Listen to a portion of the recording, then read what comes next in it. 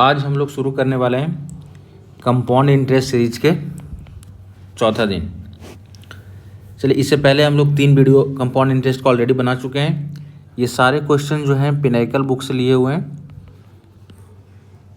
और सारे क्वेश्चन जो हैं एसएससी एग्ज़ाम्स में पूछे हुए हैं, प्री से लेके मेंस तक सारे क्वेश्चन हैं। तो चलिए शुरू करते हैं। पहला सवाल यहाँ है, 31,250 रुपये की एक राशि पर 12% प्रतिवर्ष की दर से प्रिंसिपल दिया हुआ है, आपका रेट दिया है 12% प्रतिवर्ष की दर से 2 बरस का चक्रवृद्धि ब्याज ज्ञात करना है। 2 साल का आपको सीआई ज्ञात करना है। कह रहा है यदि ब्याज चक्रवृद्धि 8 माह की है, मतलब हर 8 महीने में आपका ब्याज लगता है। चक्रवृद्धि 8 माह का है, मतलब क्या होता है, हर 8 महीने में आपको ब्याज लगता है। सबसे पहले देखिए, आपको हर 8 महीने में ब्याज लग रहा है।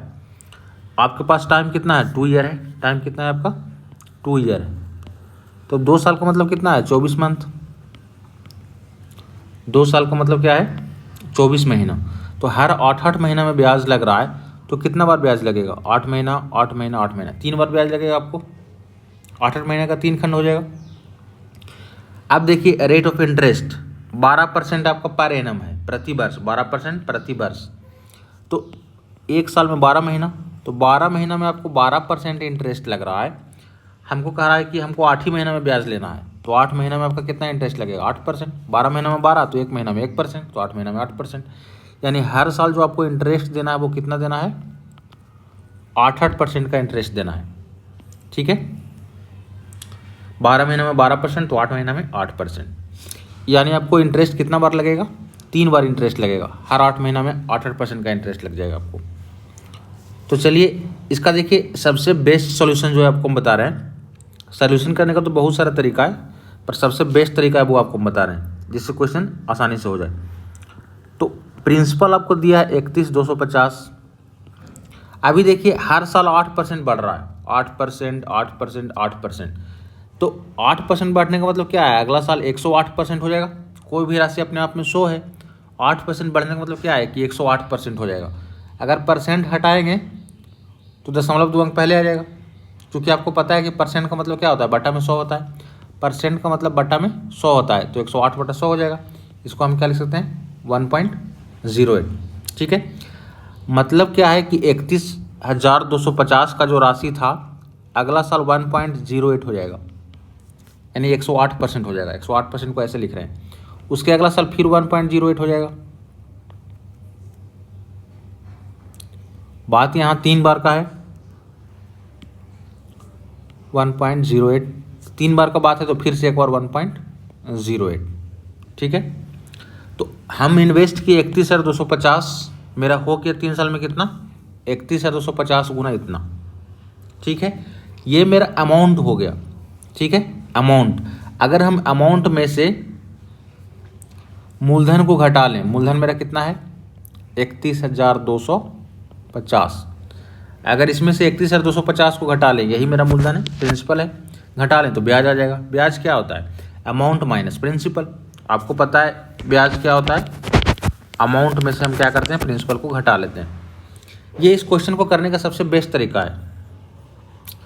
तो चलिए यहाँ देखिए, अब इसको कैलकुलेट नहीं करेंगे, जो कैलकुलेशन काफ़ी ज़्यादा मुश्किल हो जाएगा। हम इसको डिजिटल सम से निकालते हैं। डिजिटल सम देखिए, 8 1 9। अगर एक बार डिजिटल सम आपका 9 आ गया और सारा मल्टीप्लाई में है, मतलब इसका डिजिटल सम 9 ही आएगा। डिजिटल सम अगर आप पढ़े होंगे तो अगर एक बार 9 आ गया, 9 का मतलब क्या होता है, 0। 9 का मतलब क्या होता है, 0। और 0 में किसी भी नंबर से हम गुना कर देंगे, किसी भी नंबर से गुना कर देंगे तो 0 ही रहेगा। इसीलिए अगर डिजिटल सम 9 आया तो हम किसी भी नंबर से गुना करेंगे तो डिजिटल सम 9 ही आ जाएगा, क्योंकि 9 का मतलब 0 भी होता है डिजिटल सम में। अब देखिए उसके बाद आपका क्या है, माइनस। यहाँ तक का तो डिजिटल सम आ गया, यहाँ तक का डिजिटल सम आपका आ गया। अब माइनस 31,250 का डिजिटल सम निकालना होगा।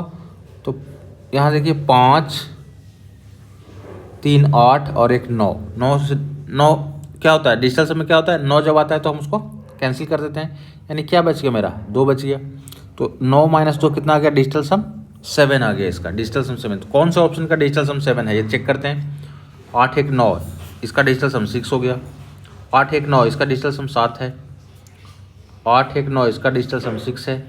8 1 9 इसका 6 5 11 6 5 11 तो ये 2 हो जाएगा, यानी ऑप्शन नंबर बी ये सबसे बेस्ट तरीका है इसका। तरीके तो और बहुत सारे हैं, चलिए एक और तरीका बताते हैं डिजिटल सम के अलावा।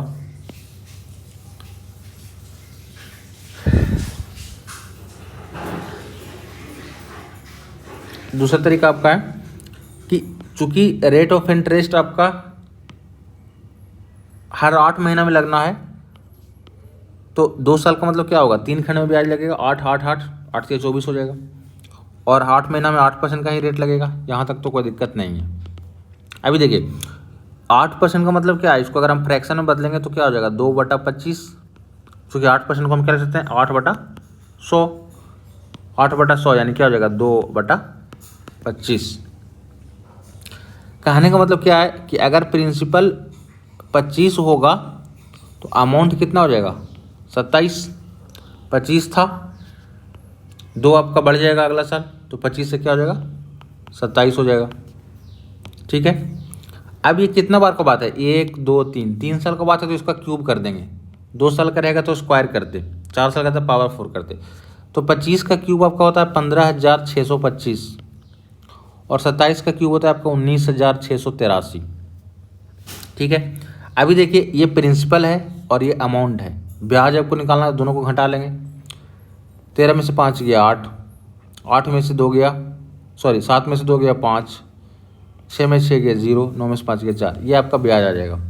ठीक है, अब आपको पता है कि 15,625 जो है ये प्रिंसिपल है, और इसका वैल्यू कितना दिया है, 31,250। यहाँ प्रिंसिपल दिया है 31,250, तो एक का वैल्यू कितना हो जाएगा, यहाँ से एक का वैल्यू निकाल लेंगे, ये 2 बार में कट जाएगा। 25 दूना 50, ये 2 बार में कट जाएगा। 6 दूना 12, 15 30 31, 2 बार में ही कट जाएगा। हमको निकालना क्या है, ब्याज निकालना है। ब्याज है 40,58, तो एक का वैल्यू 2 है तो 40,58 का वैल्यू कितना हो जाएगा, गुना 2 कर देंगे। 8 दूना 16, 15 10 के 11, ये आ जाएगा 8116। ठीक है, ये तरीका है बनाने का। और इसके पहले आपको बताए थे डिजिटल सम से निकालने के लिए, तो वो सबसे बेस्ट तरीका था, उसमें कैलकुलेशन काफ़ी कम था, क्योंकि यहाँ पे बहुत लोग को 27 का क्यूब पता भी नहीं होगा। तो ज़्यादा जब कैलकुलेशन रहे तो आप डिजिटल सम से निकाल सकते हैं।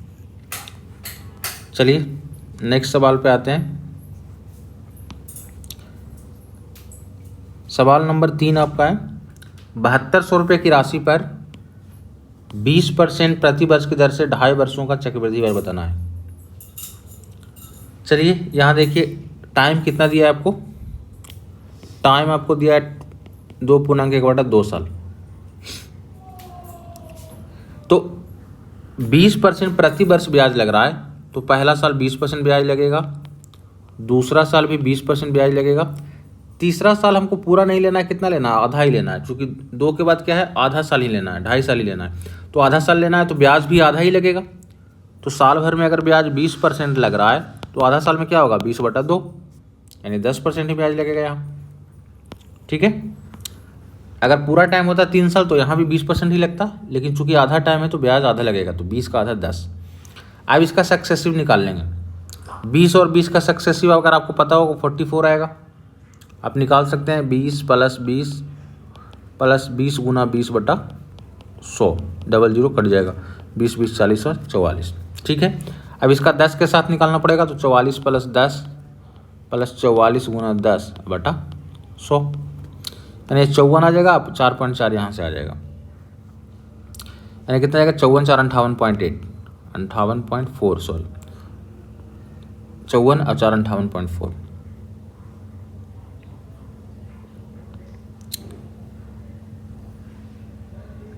सॉरी यहाँ टाइमिंग में गड़बड़ कर दिए, थोड़ा सा टाइमिंग आपका 2.2/5 था। टाइमिंग आपका क्या है, 2.2/5 है। टाइम जो दिया है 2.5 वर्ष नहीं दिया है, यहाँ टाइम दिया है आपका 2.2/5 दिया है।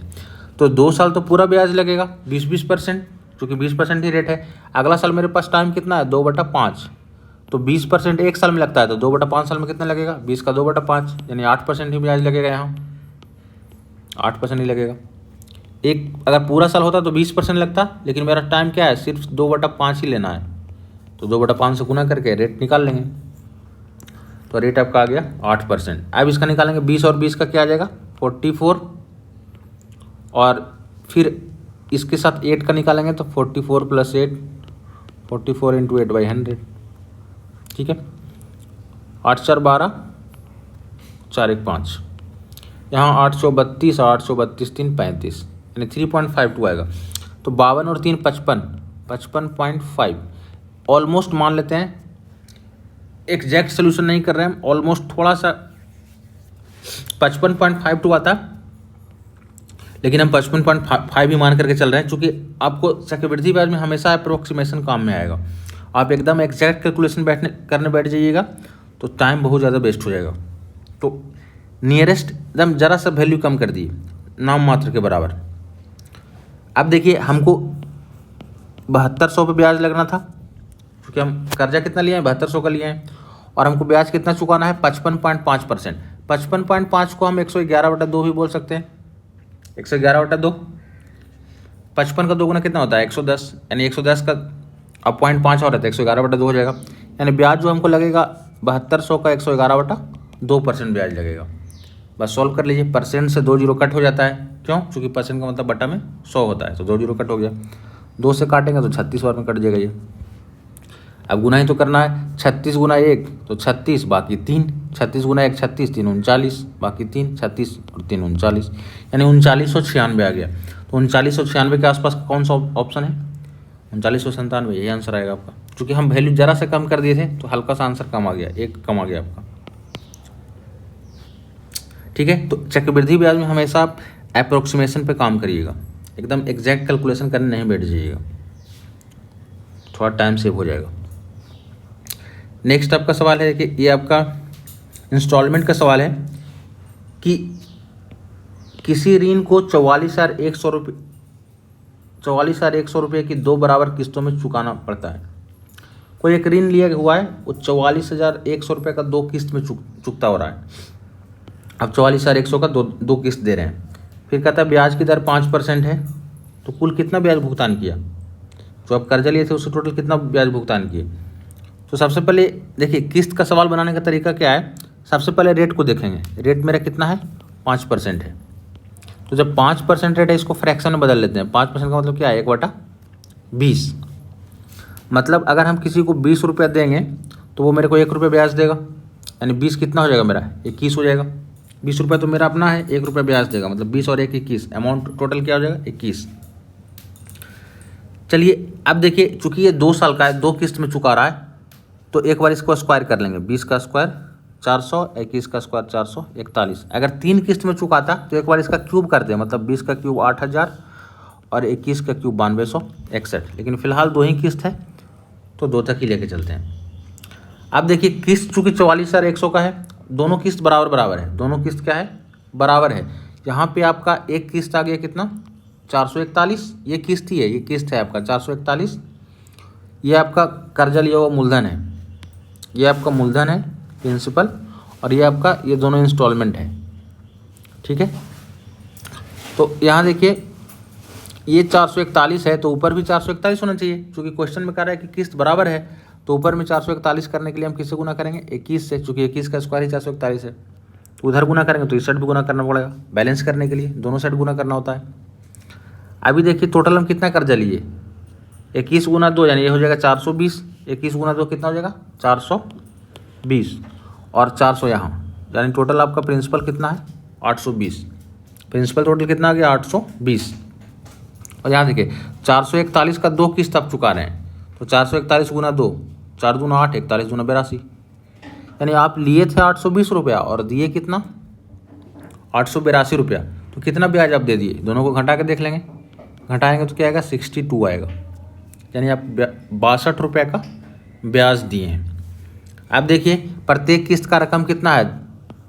441।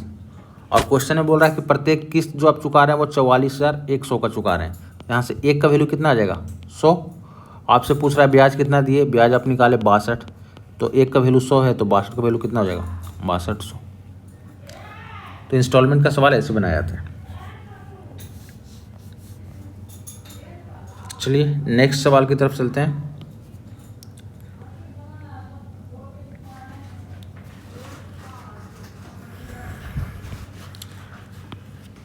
₹6760 की 2 बराबर अर्धवार्षिक किस्तों में वापस किया गया। यहाँ देखिए, यहाँ ये भी किस्त का ही सवाल है। ₹6760 आप लिए, लेकिन अर्धवार्षिक किस्त दे रहे हैं, मतलब हर 6 महीने में आपको किस्त देना पड़ रहा है। अर्धवार्षिक का मतलब क्या है, हर 6 महीना में, आधा वर्ष में ही आपको किस्त चुकाना पड़ रहा है। तो आपको पता है कि अर्धवार्षिक के केस में क्या होता है, चूँकि ब्याज मेरा 8% लग रहा है, तो ये 8% तो सालाना है, मतलब 12 महीना में 8 लग रहा है, तो 12 महीना में 8 लग रहा है, तो 6 महीना में कितना लगेगा, 4% लगेगा। चलिए अब यहाँ देखिए, 4% का मतलब क्या है, 1/25, ठीक है। यानी हम अगर 25 रुपये लिए थे तो 1 रुपये इस पर हमको ब्याज लग गया, ये कितना हो गया मेरा 26 हो गया। अभी देखिए, चूँकि अर्धवार टाइम कितना दिया हुआ है यहाँ, 2 बराबर किस्त में आप चुका रहे हैं, तो 2 बराबर किस्त में चुका रहे हैं, तो एक बार स्क्वायर कर लेंगे। 6 का स्क्वायर 625, 25 का स्क्वायर 625 और 26 का स्क्वायर 676। अगर 3 किस्त में चुकाते तो एक बार क्यूब भी करते, और फिलहाल आपका 2 ही किस्त है, तो यही। अभी देखिए इंस्टॉलमेंट बराबर है, नीचे में आपका यहाँ इंस्टॉलमेंट 676 का, तो ऊपर भी 676 होना चाहिए, तो 26 से गुना कर देते हैं। तो ऊपर 26 से गुना किए उस साइड में, तो इधर भी करना पड़ेगा बैलेंस करने के लिए। चलिए अब यहाँ सॉल्व करके देखते हैं। 25 गुना 26 कितना हो जाएगा आपका, 25 गुना 25 625 और 25 650 हो जाएगा ये, तो 6 6 12 यानी 1275 आप कर्ज लिए हैं, ये प्रिंसिपल है। 1275 आप कर्ज लिए हैं, और 676 का 2 किस्त दिए हैं, 6 दूना 12, 7 दूना 14, 1 15, 6 दूना 12, 1 13। तो 1275 आप लिए, 1352 चुकता किए, तो ब्याज कितना हो गया आपका 1352 में 75, 1275 घटा लेंगे, तो 52 75 25 25 और 52 कितना हो जाएगा 77, यानी ब्याज आपका कितना का हो जाएगा 77 का। अब देखिए 676 का वैल्यू कितना है आपका 6760 है, प्रत्येक इंस्टॉलमेंट 676 का है, और प्रत्येक इंस्टॉलमेंट क्वेश्चन में बोल रहा है 6760 का, तो एक का वैल्यू कितना हो जाएगा 10, ब्याज आपका 77 का है, तो 770, ठीक है 770। अगर आप इतना कैलकुलेट नहीं करना चाहते तो यहाँ से भी आप कर सकते थे कि चूँकि आपका ब्याज 77 आया था, यहाँ घटा के देखें तो ब्याज 77 आया, तो 77 का मल्टीपल कौन सा है, ये नहीं है, ये नहीं है, ये नहीं है, ये केवल एक, ठीक है। तो आप डायरेक्ट भी कर सकते थे, थोड़ा और टाइम बच जाता आपका।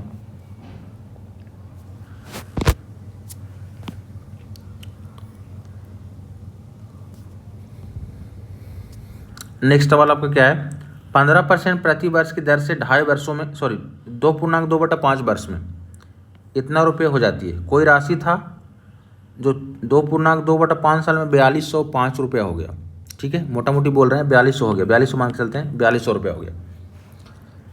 अब देखिए तो कह रहा है कि राशि बताइए, मूलधन बताना है आपको, प्रिंसिपल।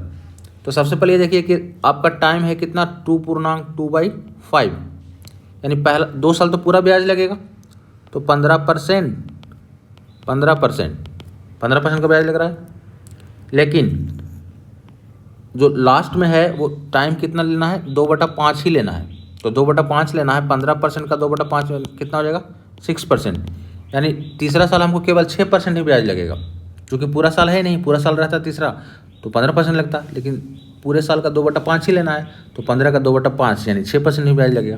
अब इसका क्या करेंगे हम, सक्सेसिव निकाल लेंगे कि टोटल ब्याज मेरे को कितना लग रहा है, तो 15 और 15 का सक्सेसिव कितना हो जाएगा 32.25, आप निकाल सकते हैं यहाँ 15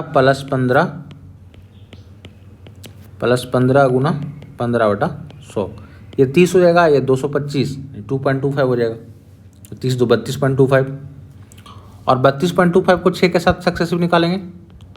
अब 32.25 को हम 32 ही मान लेते हैं यहाँ पे, थोड़ा कैलकुलेशन आसान करने के लिए 32 6 38, ये हो गया 38.25, और यहाँ 32 6 का 192, ये 32 से कुछ ज़्यादा था, इसको 192 की जगह पर 200 मान लेते हैं, तो क्या हो जाएगा, ये हो जाएगा 2 आ जाएगा, 200/100 करेंगे 2, यानी 38 और 2 40, ऑलमोस्ट आपका 40 के आसपास आएगा।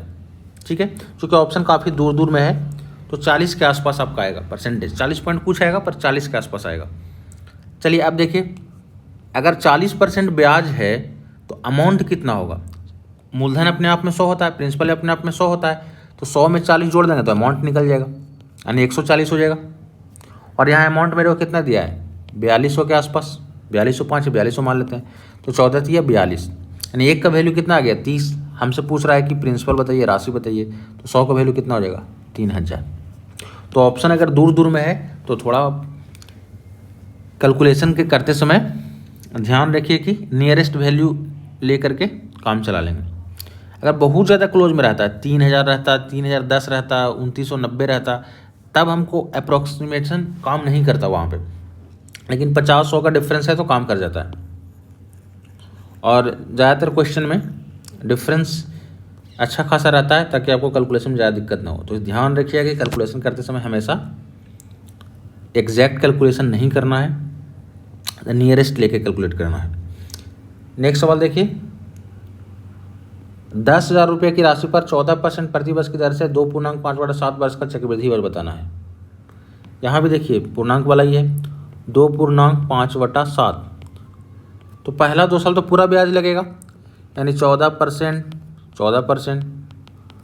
अगला साल क्या लगेगा 5/7, अगला 5/7 ही टाइम है तो 5/7 पे ही ब्याज लगेगा, तो 14 का 5/7, 7 दूना 14, 5 दूना 10, यानी नेक्स्ट ईयर जो ब्याज लगने वाला है 2 साल के बाद वो 10% ही लगेगा। अब 14 का सक्सेसिव निकाल लेते हैं, 14 28 और 196, ये आ जाएगा आपका लगभग 30। निकाल के देखता हूँ, 14 + 14 गुना 14/100, ये कितना हो जाएगा 28, 196 होता है। 196 को ऑलमोस्ट 2 मान सकते हैं, नियरेस्ट ही है, तो चलिए 200 आपका मान लेते हैं 196 को, तो 100 में 200 से भागा देंगे 2 आ जाएगा, यानी 30% आ गया।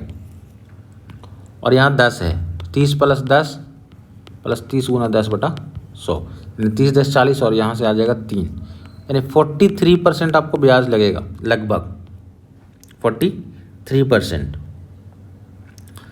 अब चलिए, आपका कह रहा है क्या कि 10,000 रुपये आप लिए थे कर्जा, यानी 100 का वैल्यू, 100 अपने आप में प्रिंसिपल है, 100 का वैल्यू कितना दिया है 10,000, तो एक का वैल्यू 100 हो जाएगा। आपको ब्याज पूछ रहा है, ब्याज तो 43% लगा, टोटल ब्याज 43% लगा, 43 का वैल्यू पूछ रहा है, तो 4300 हो जाएगा।